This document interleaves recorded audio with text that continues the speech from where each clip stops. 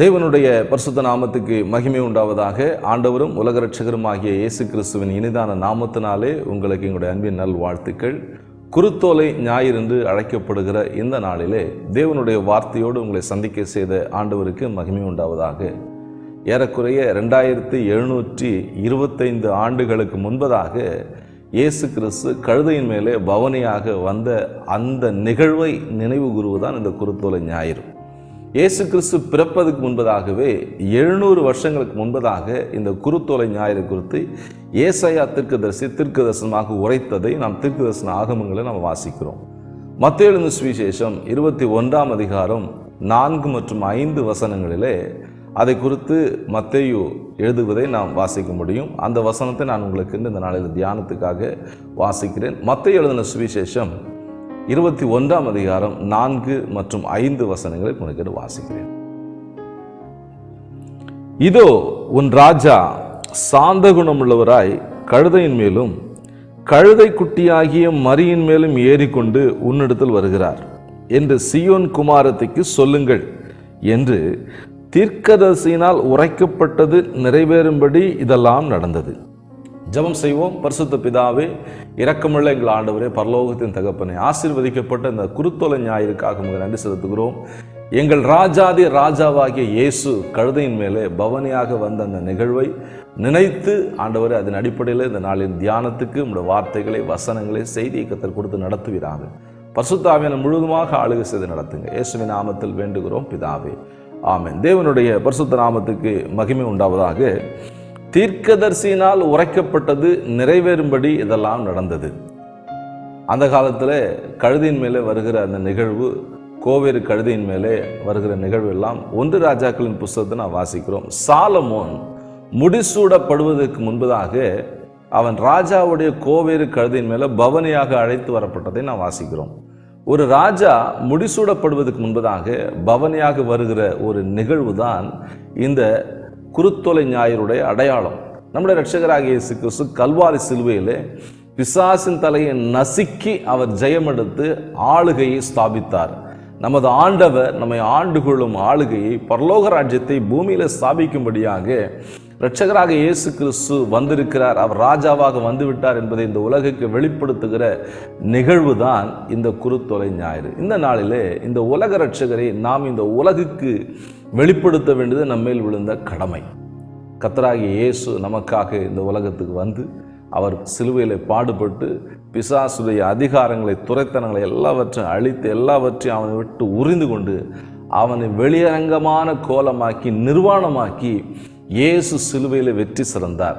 அந்த வெற்றி சிறக்கிற அந்த நிகழ்வுக்கு அடையாளமாக தான் இந்த குருத்தோலை ஞாயிறு கழுதையின் மேலே இயேசு கிறிஸ்து பவனியாக போன நிகழ்வை நாம் வாசிக்கிறோம். இந்த காலவெளியில் இந்த வசனத்தின் அடிப்படையில் கர்த்தர் நமக்கு செய்தியை சொல்ல போகிறார். இயேசு ஏன் கட்டப்பட்ட கழுதையின் மேலே ஏறி போனார்? கட்டுண்ண மக்களை விடுதலையாக்க ராஜா வந்துட்டாரு. சிறைப்பட்டவர்கள் விடுதலையாக்க ராஜா வந்துட்டாரு. வியாதியில் இருக்கிற விடுதலையாக்க ராஜா வந்துட்டாரு. மெய்ப்பனெல்லாம் ஆடுகளை போல தவிக்கிற அந்த மக்களுக்கு பிரதான மெய்ப்பனாக இயேசு ராஜா வந்துட்டார் அப்படிங்கிற ஒரு நிகழ்வு இந்த உலகுக்கு பறைசாற்ற முடியாதான் இயேசு கழுதையின் மேலே வந்தார். இந்த நிகழ்வை நம்ம 1 ராஜாக்களை நம்ம வாசிக்கிறோம். சாலமோன் ராஜாவை தாவீது ராஜாவுடைய கட்டளையின் பிரகாரம் அவனை அரியணையில் ஏற்றுவதற்கு முன்பதாக ராஜாவுடைய கோவேறு கழுதையில் அவனை ஏற்றி பவனியாக அழைத்து வருவதை நாம் வாசிக்கிறோம். 1 ராஜாக்கள் 1ஆம் அதிகாரம் 38வது வசனத்தில் நம்ம வாசிக்கிறோம். பிரியமானவர்களே, ஒரு ராஜா முடிசூடப்பொழுதும் ஒரு இளவரசன் அவனை ஏற்றி அந்த அரியணைக்கு கொண்டு வருவார்கள். அதுதான் அந்த ஒரு நிகழ்வு, ராஜாங்க ஒரு சடங்கு என்று கூட சொல்லலாம். அப்படிப்பட்ட ஒரு நிகழ்வை தான் அந்த இடத்துல மத்தேயு சுவிசேஷத்தில் இயேசு கிறிஸ்து செய்ததை மத்தேயு பதிவு செய்திருக்கிறார். அந்த நாளை நினைவு கூறுகின்ற நாள் தான் குருத்தோலை ஞாயிறு. ஏன் குருத்தோலை என்று சொல்கிறார்கள்? ஒரு தென்னை மரத்தில், ஒரு மரத்தில் குருத்து அது கிளம்பி வரும்போது பார்க்கும்போது மிகவும் அருமையாக ஒரு புதிய ஆரம்பம், the new beginning, the new kingdom will be beginning. புதிய ராஜ்யம் தோன்றுகிறதன் அடையாளம் தான் அந்த குருத்தோலை. அதனால் குருத்தோலை வைத்துக்கொண்டு குருத்தோலை ஞாயிறு என்று அதை நமக்கு சொல்லிக் கொடுத்திருக்கார்கள். பிரியமானவர்கள், இந்த குருத்தோலை ஞாயிறில் தேவன் நமக்கு சொல்லுகிற சத்தியம் என்ன, தேவன் நமக்கு சொல்லிக் கொடுக்கிற காரியங்கள் என்ன, இயேசு கழுதையின் மேலே ஏறி வந்த அந்த நிகழ்வை மத்தேயு பதிவு செய்ததுக்கான அர்த்தம் என்ன, யாரை நோக்கி இயேசு வருகிறார் என்று அந்த சொல்லப்பட்டிருக்கு பார்த்தீங்களா? உன்னுடைய ராஜா சாந்த குணமுள்ளவராய் உன்னிடத்துக்கு வருகிறார். உன்னுடைய ராஜா உன்கிட்ட வரார். யாருக்கு இதை சொல்றது? சீயோன் குமாரத்திக்கு சொல்லுங்கள். சீயோன் என்றால் சபை.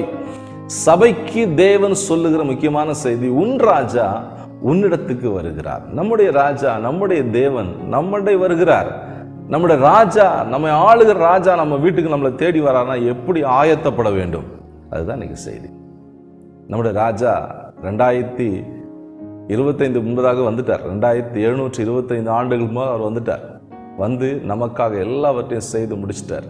பிரியமானவர்களே, இந்த காலவெளியிலே ஆண்டவர் நமக்கு சொல்லுகிற முக்கியமான வார்த்தை என்ன? உன்னுடைய ராஜா உன்னுடைய வருகிறார். அந்த ராஜாவை நம்ம எப்படி ரிசீவ் பண்ணணும்? நம்ம ஆளுகிற, நம்ம தேசத்தை ஆளுகிற ஒரு தலைவர் நம்ம வீட்டுக்கு வரானா நம்ம எப்படி ஆயத்தமாகும்? நமக்கு கையும் ஓடாது காலும் ஓடாது.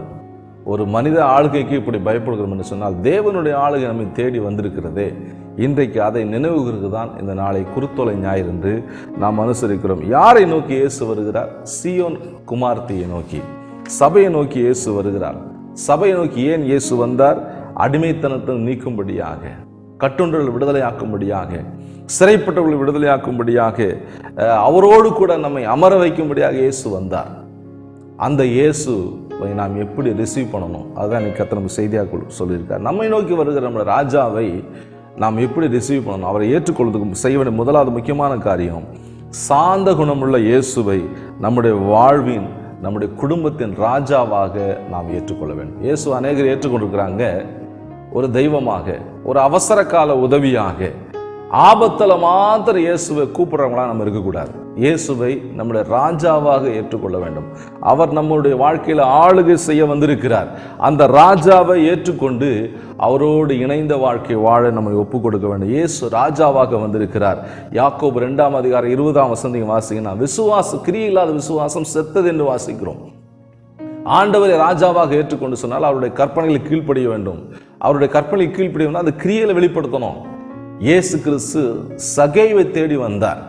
சகே இயேசுவை தேடி மரத்தில் ஏறினார். ஆனால் சகேவை தேடி இயேசு வந்தார். வந்து இயேசு தன்னுடைய வீட்டுக்கு வர்றாருன்னு சகை கேள்விப்பட்ட உடனே, அதை அறிந்து கொண்ட உடனே உடனடியாக இறங்கினான். அவன் விசுவாச கிரியை நடப்பித்தான். உடனே நாளத்தனை நான் திரும்ப கொடுத்தேன் என் ஆசையில். நான் ஒருத்தன் அநியாயமாக நாளத்தனை திரும்ப கொடுத்தேன், என் ஆசையில் பாதி ஏழைகளுக்கு கொடுக்குறேன் அப்படின்னு அவன் முன் வந்து உடனே அதை கிரியை நடப்பித்தான். உடனே இயேசு அவனை அங்கீகரித்து கொண்டார். பிரியமானவர்கள், இன்னைக்கு இயேசு நம்மளை தேடி வந்திருக்கிறாரு. நம்மளுடைய விசுவாச கிரியை என்ன? நிறைய ஜனங்கள் இயேசுவை ராஜாவை ஏற்றுக்கொண்டு ஆர்ப்பரித்தாங்க. உன்னதத்தில் வருகிற ஸ்தோத்தரிக்கப்பட்டவர், அவர் தேவனுடைய குமாரன் எனப்படுவார், ஓசன்னா ஓசன்னா என்று ஆர்ப்பரித்தாங்க. நாமளும் ஆர்ப்பரித்தோடு நின்றக்கூடாது, கிரியை செய்யணும்.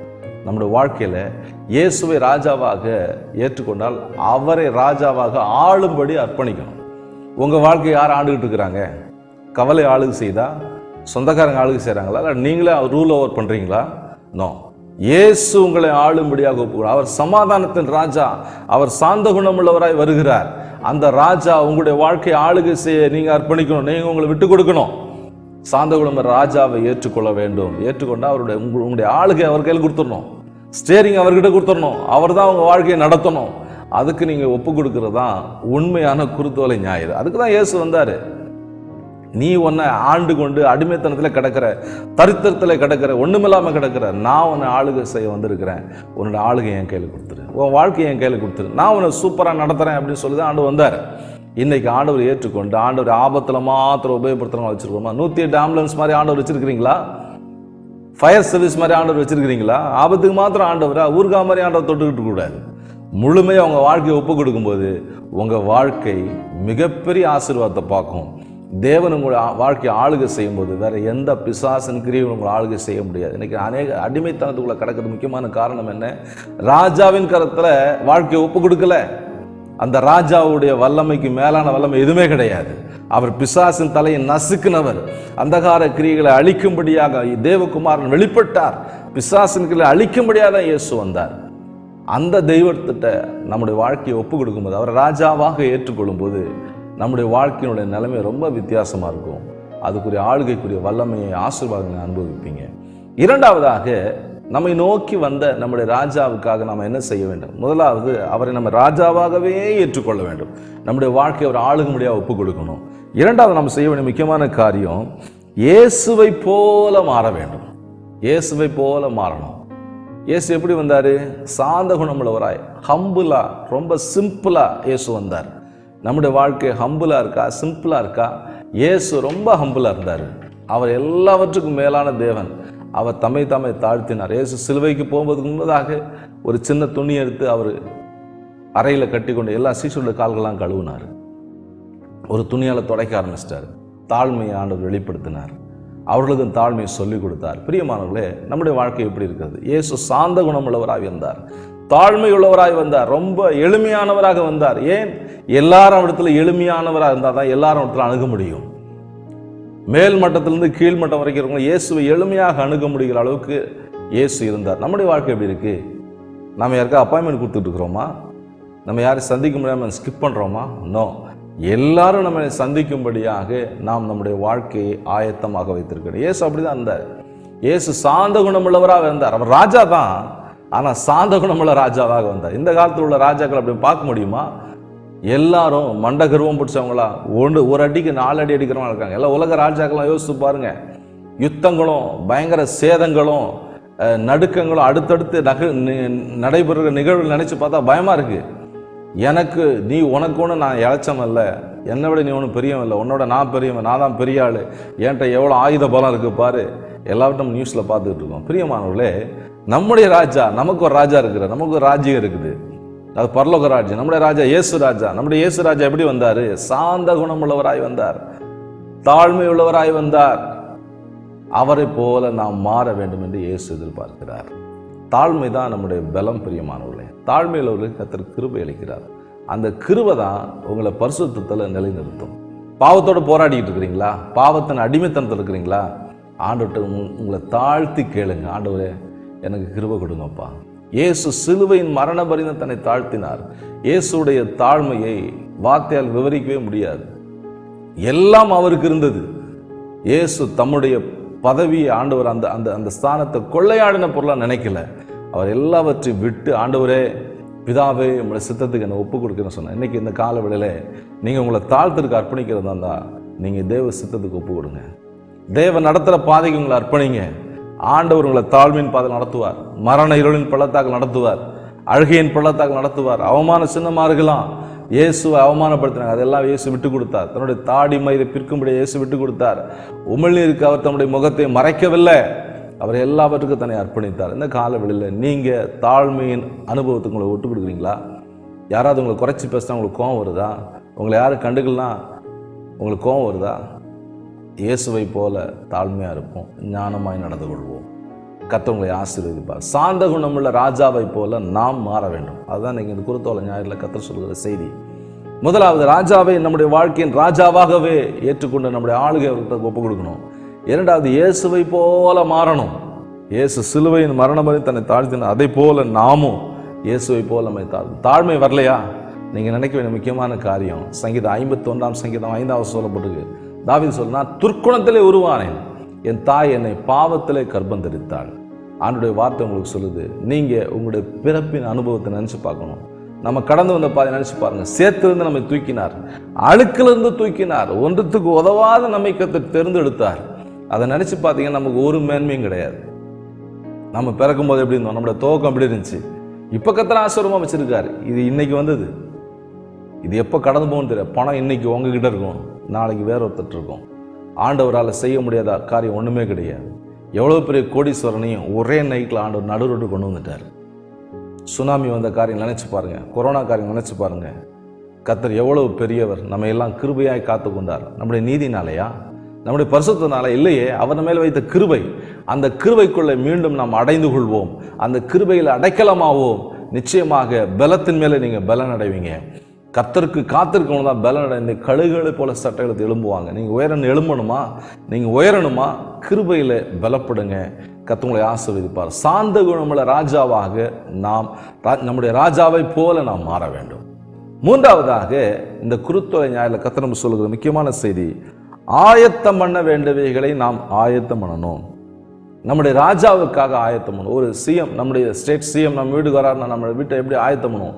உங்கள் வீட்டில் இருந்து உங்கள் வீட்டை தங்க போகிறார் ஒரு நாள் சிஎம், எப்படி இருப்பீங்க நீங்கள்? எப்படி ஆயத்தம் பண்ணுவோம் நம்ம வீட்டை? வானத்தையும் பூமியும் படைத்த ஆண்டவர் உங்ககிட்ட வர்றார். உன் ராஜா உன்னை தேடி வருகிறார், சீயோன் குமாரத்துக்கு சொல்லுங்க அப்படிங்கிற செய்தி தான் மத்தேயுல வாசம். பிரியமானவர்களே, சபையை நோக்கி இயேசு வருகிறார். இன்னைக்கு நம்முடைய சபைக்குள்ள இயேசு வந்தா இயேசுவை ரிசீவ் பண்ண ஆயுதமா இருக்கிறோமா? உங்க வீட்டுக்குள்ள இயேசு வந்தா உங்க வீட்டுக்குள்ள இயேசுவை ரிசீவ் பண்ண ஆயுதமா இருக்கிறீங்களா? உங்க வீட்டுக்குள்ள இயேசுவை தங்க வைக்க உங்க வீடு ஆயத்தமா இருக்குதா? அவருக்குரிய ஸ்தானத்தை நம்ம கொடுக்கணும். பிரியமானவர்களே, இயேசு கழுதை மேலே ஏறிட்டு நேரம் எங்கே போனார்னா சர்ச்சுக்கு தான் போனார். போய் என்ன பண்ணார்? கயிற்றினால் ஒரு சாட்டை உண்டு பண்ணினார். சாட்டை எடுத்து விளாசினார். இன்னைக்கு பெரிய சபை சின்ன சபை எல்லா சபைக்குள்ள இயேசு சாட்டையோட வந்தால் எப்படி இருக்கும் கொஞ்சம் யோசிச்சு பாருங்க. சபைக்குள்ளே நாம் எப்படி இருக்கிறோம்? சபை பரிசுத்தமானது, தேவனுடைய ஆலயம், அது தேவனை பார்க்கிற இடம், தேவனை சந்திக்கிற இடம். ஆலயத்துக்குள்ளே எப்படி பயபக்தியாக இருக்கணும். பண்டைய காலத்து ஆலயத்தை, பழைய ஏற்பாட்டு ஆலயத்துக்குள்ளே யாரும் வர முடியாது, எல்லாம் வெளியில் தான் நிற்கணும். ஆனால் இயேசுவின் ரத்தத்தால் மீட்கப்பட்டு இயேசு அவருடைய புண்ணியத்தினால் நம்ம ஆலயத்துக்குள்ளே வந்து இருக்கிறோம். ஆனால் இயேசுவை கனப்படுத்துகிறோமா? இயேசு விரும்புகிற அளவுக்கு நம்முடைய ஆலயங்கள் இருக்கா? நம்முடைய வீடுகள் இருக்குதா? நம்முடைய வாழ்க்கை இருக்குதா? அந்த ராஜாவை ரிசீவ் பண்ணிக்கிற அளவுக்கு நம்முடைய வாழ்க்கை ஆயத்தமாக இருக்குதா? அந்த ராஜாவுக்கு கொடுக்க வேண்டிய கனத்தை நம்ம கொடுக்கணும். இயேசு ரட்சிக்கும்படியாய் வந்தார், விடுவிக்கும்படியாக வந்தார், நம்முடைய இருதயத்தில் குடியிருக்கும்படியாக இயேசு வந்தார். இயேசு நம்ம கூட தங்கிதான் தாங்க நமக்கு விடுதலை. இயேசு நம்ம வீட்டுக்குள்ள இருந்தால் தான் விடுதலை. இயேசு நம்ம வீட்டுக்குள்ள இருந்தால் தான் ஆசீர்வாதம். இயேசு நம்மளோட வாழ்க்கையில் நிலையாய் குடிகொண்டு இருந்தால் தான் நமக்கு விடுதலை, பாதுகாப்பு எல்லாமே. உபாகமத்துடைய புஸ்தகம் 23ஆம் அதிகாரம் 14ஆம் வசனம் இப்படியாக சொல்லுகிறது, உன்னை ரட்சிக்கும்படிக்கும் உன்னுடைய சத்துருக்களை உன்னுடைய கரத்தில் ஒப்புக் கொடுக்கும்படியும் ஆண்டவராகிய தேவன் பாளையத்துக்குள்ளே உலாவிக் கொண்டிருக்கிறார். அசுசியான காரியத்தை கண்டு அவர் உன்னை விட்டு போய்விடாதபடி உன் பாளையம் எப்பவும் சுத்தமாக இருக்கணும். ராஜா வராருங்க. நம்ம பாளையம் எப்படி இருக்கு? நம்ம வீடு எப்படி இருக்கு? நம்மளோட இருதயம் எப்படி இருக்கு? நம்மளோட வாழ்க்கை எப்படி இருக்கு? அலங்கோலமாக இருக்கா? அசிங்கமாக இருக்குதா? கேவலமாக இருக்கா? நாற்றத்தோடு இருக்குதா? அதில் ராஜா தங்க மாட்டார். உடனடியாக சரணடைங்க ராஜாட்ட. ஆண்டவரே என்னை கழுவுங்கப்பா, அசுசியானதை விட்டு நீக்கி போடுங்க. அசுசியானது என்ன? நம்மளிருந்து கழிந்து போனவை தான் அசுசியானது. விட்ட பாவம் தான் அசுசியானது. விட்ட அசுத்தங்கள் அதை மீண்டு எடுக்கிறீங்களா? பிசாசுக்கு உங்களை புதுசாக பாவம் செய்ய விட மாட்டான். பாவம் செய்வதுக்கு நீங்கள் போக மாட்டீங்கன்னு தெரியும். அதனால் என்ன செய்யணும்னு கேட்டால் பழைய பாவத்தை கொடுத்து உங்களை கரைப்படுத்திடுவான். பாவம் தான், விட்ட பழைய பாவம் உள்ள வந்தாலும் பாவம் தான். அதுக்கு நம்ம கவனமாக இருப்போம். அசுசியான காரியத்தை ராஜா நம்மகிட்ட பார்க்கக்கூடாது, அசுத்தமான ராஜா நம்மகிட்ட பார்க்கக்கூடாது. இயேசுவை பரிசுத்தமானவர் இயேசு, அந்த ராஜாவை நாம் அப்படியே கனத்தோடு ஏற்றுக்கொள்ளணும். அவருக்கு ஆயத்தம் பண்ண வேண்டியது ஆயத்தம் பண்ணணும். நீ ஆயத்தப்படு, உன்னோடு கூட கூட்டத்தை ஆயத்தப்படுத்து, நீ அவளுக்கு காவலாலாம் இரு என்ற இசைகளை வாசிக்கிறோம். நாமும் ஆயத்தமாக வேண்டும். நம்முடைய சபையை, நம்முடைய குடும்பத்தை ஆயத்தப்படுத்தணும். உங்கள் குடும்பத்தை ஆயத்தப்படுத்திட்டீங்களா? இயேசுவின் வருகைக்கு உங்கள் பிள்ளைகளை ஆயத்தப்படுத்திட்டீங்களா? நீங்கள் ஆயத்தமாக இருக்கிறீங்களா? இந்த கேள்வியெல்லாம் பரிசுத்த ஆவியானவர் முன்ன வைக்கிறார். ஆயத்தமாவோம், ராஜா வருகிறார். எபேசியர் 4ஆம் அதிகாரம் 22ஆவது வசனம் வாசிக்கிறோம், பழைய மனுஷனை களைந்து போட வேண்டும். பழசெல்லாம் வெட்டி எறிங்க, இடையூறுண்டாக வெட்டி எறிந்து ஆண்டவர் முன்பாக நம்மை தாழ்த்தி பரிசுத்தத்துக்கு ஒப்பு கொடுப்போம். ராஜா வருகிறார், இயேசு ராஜா வருகிறார். ஆயத்தமாவோம், ஆயத்தப்படுவோம், நம்மோடு சேர்ந்த கூட்டத்தை ஆயத்தப்படுத்துவோம். நாம் அவர்களுக்கு காவலாளனாக இருப்போம். கர்த்தர் ஆசீர்வதிப்பாராக. ஜெபிக்கலாம். பரிசுத்த பிதாவே, இரக்கமுள்ள ஆண்டவரே, இந்த குருத்தோலை ஞாயிறுடைய செய்திக்காக நன்றி செலுத்துகிறோம். எங்களுக்காக 2025 வருஷத்துக்கு முன்பதாக இந்த உலகத்துக்கு வந்து ஆண்டவரே, எங்களுக்காக சிலுவை பாடுகள் படுவது முன்பதாக நீர் கழுதி மேலே பவனியாக ஏறி போனதை நினைவு கூறுகிற இந்த நல்ல குருத்தோலை ஞாயிறுக்காக ஸ்தோத்திரம். அந்த நாளில் கர்த்தர் கொடுத்த செய்திக்காக ஸ்தோத்திரம். உங்களுடைய வார்த்தையின்படியே கர்த்தர் எங்களை ஆசீர்வதிப்பீராக. ஆண்டவரே, நீர் இந்த உலகத்துக்கு ஆண்டவரே ராஜாவாக ஆண்டவருடைய ராஜ்யத்தை ஸ்தாபிக்கும்படியாக வந்தீங்கப்பா. ஆண்டவரே, அந்த நிகழ்வை ஆண்டவர் நினைவுவனமாக ஆண்டவரே நீர் கழுதையின் மேலே ஏறி போனதை நாங்கள் ஆண்டவரே அந்த நாளை தியானிக்க உதவி செய்து அதுக்காக ஸ்தோத்திரம். ஆண்டவரே இயேசுவே, எங்களுடைய வாழ்க்கையில் எங்களுடைய குடும்பத்தில் நீர் ராஜாவாகவே எப்பொழுது இருக்கும்படியாக நீர் விரும்புகிறீரே, அதை சொன்னிருக்கிறீங்க. அதன்படி நாங்கள் செய்ய எங்களுக்கு உதவி செய்யும். எங்களுடைய எல்லா நிகழ்வுகளும் உங்களுடைய ஆளுக வெளிப்படும்படியாக உதவி செய்யும். அது மட்டும் இல்லாமல் ஆண்டவரே தகப்பனே, முழு மனதோடு இயேசுவை போல மாற எங்களை ஒப்புக் கொடுக்கிறோம். ஆண்டவர் அது மட்டுமல்ல, உண்மை நாங்கள் ஆண்டவர் உமக்கு ஆயத்தம் பண்ண எங்களுக்கு உதவி செய்யும், வழி நடத்தும். இயேசுவின் நாமத்தில் வேண்டுகிறோம் பிதாவே, ஆமென். God bless you. கர்த்தர் உங்களோடு இருப்பார், கர்த்தர் நடத்துவார்.